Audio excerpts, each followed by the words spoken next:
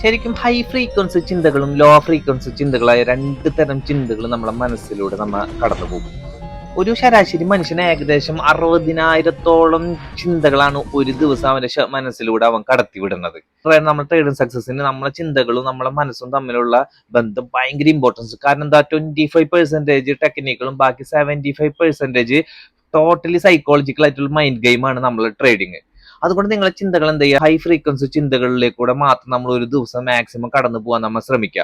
High frequency ചിന്തകൾ വെച്ചിട്ട് നമ്മൾ ഒരാൾ സക്സസ് നമുക്ക് സന്തോഷിക്കാൻ പറ്റണം, അല്ലെങ്കിൽ ഒരാളെ സക്സസ് കാണാൻ നമ്മൾ അപ്രിസിയേഷൻ ചെയ്യാൻ പറ്റണം, ഒരു എക്സ്പെക്ടേഷനും ഇല്ലാണ്ട് നമുക്ക് ഒരാളെ സഹായിക്കാൻ പറ്റണം. ഇങ്ങനത്തെ നല്ല പോസിറ്റീവ് ആയിട്ടുള്ള തിങ്കിങ്ങും ചിന്തകളും മാത്രം നമ്മളെ മനസ്സിന്റെ ഉള്ളിലൂടെ നമ്മൾ ഒരു ദിവസം കടത്തിവിടാം.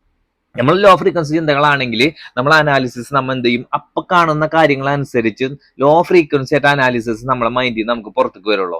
അതുകൊണ്ട് നമ്മൾ ഡിസിഷൻ തെറ്റിപ്പോവാനും നമുക്ക് ലോസ് വരാനും നമ്മളെ ക്യാപിറ്റൽ വാഷ് ഔട്ട് ആവാനുള്ള ചാൻസ് വളരെ കൂടുതലാണ്. നമ്മൾ അപ്പൊ കാണുന്ന കാര്യങ്ങൾ അനുസരിച്ച് പെട്ടെന്ന് ഡിസിഷൻസ് നമ്മൾ മാറിക്കൊണ്ടേയിരിക്കും, നമ്മുടെ ഡിസിഷൻസ് ഇങ്ങനെ മാറിക്കൊണ്ടേയിരിക്കും.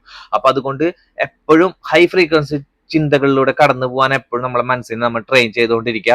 അത് നിങ്ങളുടെ ട്രേഡിംഗ് സക്സസിനെ ഗ്രോ ചെയ്യാൻ വേണ്ടി വളരെയധികം സഹായിക്കും. അപ്പൊ ഇതുപോലത്തെ എഫക്റ്റീവ് ടെക്നിക്സുകൾ, ട്രേഡിംഗ് സക്സസ് ആക്കാനുള്ള എഫക്റ്റീവ് ടെക്നിക്സുകൾ ആണെങ്കിൽ നമ്മളെ പേജ് ഫോളോ ചെയ്യാൻ മറക്കരുത്. നിങ്ങൾ ട്രേഡിംഗ് ഫ്രണ്ട് വീഡിയോ സെൻഡ് ചെയ്ത് കൊടുക്കാനും മറക്കരുത്. ഓക്കെ.